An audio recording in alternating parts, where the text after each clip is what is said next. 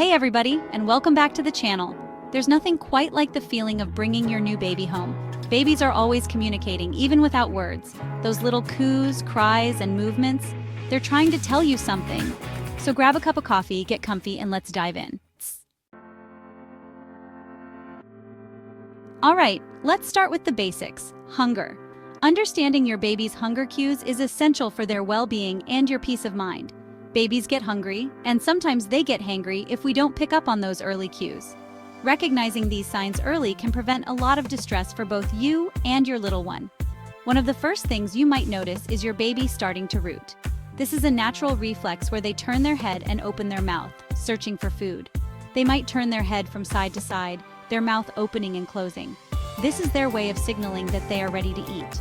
Some babies will even start sucking on their hands or fingers. This is another clear indication that they are hungry and looking for nourishment. It's their way of saying, hey, I'm ready for the real deal now. They might also reach out or make eye contact with you, trying to communicate their need. You might also hear some adorable little smacking or sucking noises. These sounds are their way of expressing that they are ready to feed. Catching those early hunger cues can make all the difference. It allows you to respond promptly, ensuring your baby remains calm and content. It's so much easier to soothe a calm and content baby than one who's already worked up into a frenzy. Early intervention can prevent a lot of tears and frustration.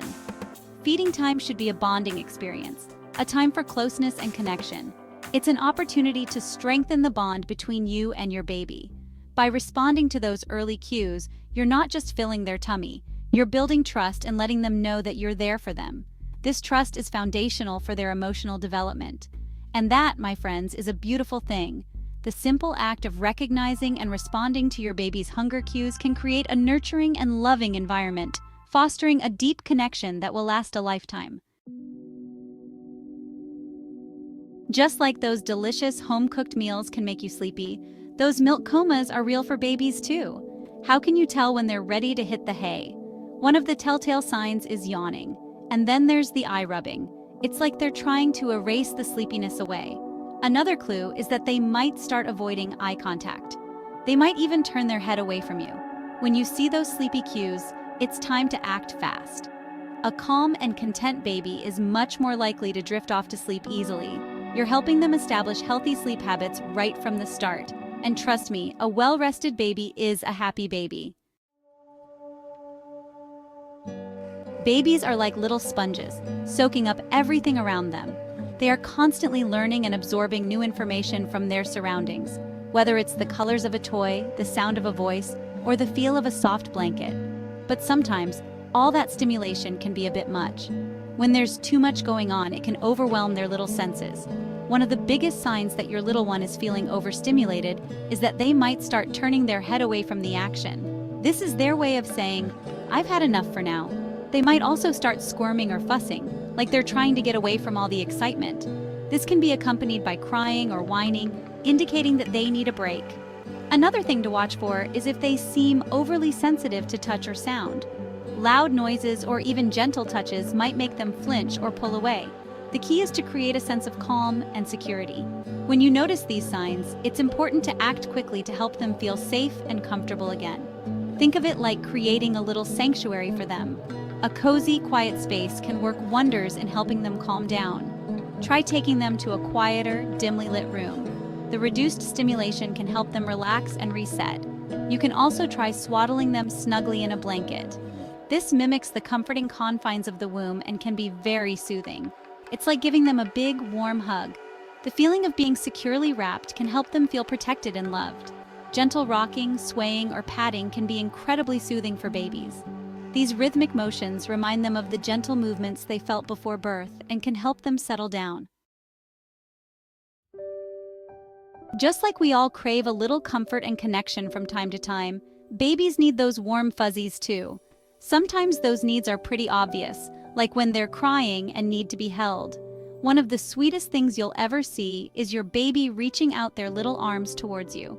You might also notice them whimpering softly or making little grunting noises. And then there's that classic pleading look, those big soulful eyes that just melt your heart. So how do you answer those calls for comfort?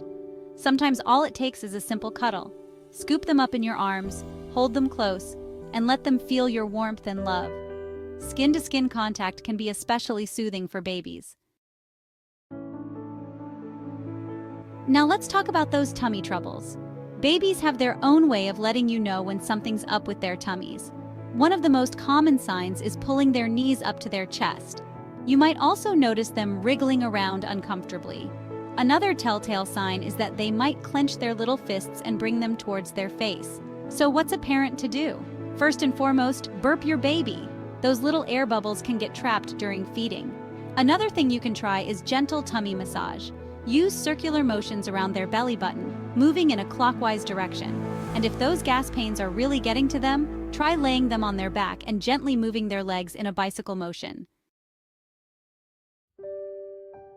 Now, this is the one we all dread, but it's important to talk about.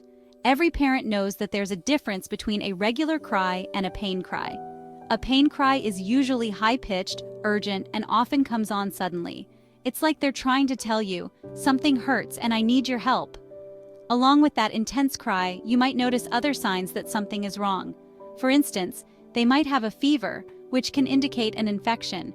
If you think something is seriously wrong, don't hesitate to call your pediatrician or seek medical attention immediately. Remember, you know your baby best. Trust your gut and don't be afraid to ask for help when you need it.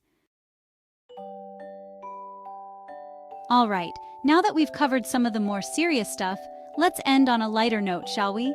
Let's talk about something that brings a smile to everyone's face: babies and their adorable social cues. Babies are a joy to be around. They're like little bundles of sunshine just waiting to brighten your day. Their laughter and smiles are infectious, and they have a magical way of lifting your spirits. One of the first signs that your little one is ready to socialize is that they'll start smiling. That first smile is a milestone, a signal that they're beginning to recognize and respond to the world around them. Another surefire sign that they're in the mood for some interaction is that they'll start making eye contact. When a baby locks eyes with you, it's their way of saying, "I see you, and I want to connect." You might also notice them babbling and cooing. It's their way of practicing their language skills and engaging in a little conversation with you. These sounds are their early attempts at communication, and they're inviting you to join in. When you see those social cues, it's time to jump in and engage. Talk to your baby, sing to them, make silly faces. These interactions are not just fun, they're crucial for your baby's social and emotional development. Those early interactions are so important for their development. They help build a foundation for future communication skills and emotional bonds. So cherish these moments and make the most of them. Well, there you have it, folks. 7 important cues to help you decode your baby's language. Parenting is a journey, not a destination. There will be ups and downs, but the most important thing is to approach it with love, patience, and a whole lot of grace. By paying attention to those cues, by listening to their needs, and by responding with love and care, you're building a strong and unbreakable bond that will last a lifetime. Trust your instincts, embrace the chaos, and most importantly, enjoy every single moment. Thank you for watching, and don't forget to subscribe for more parenting tips and tricks.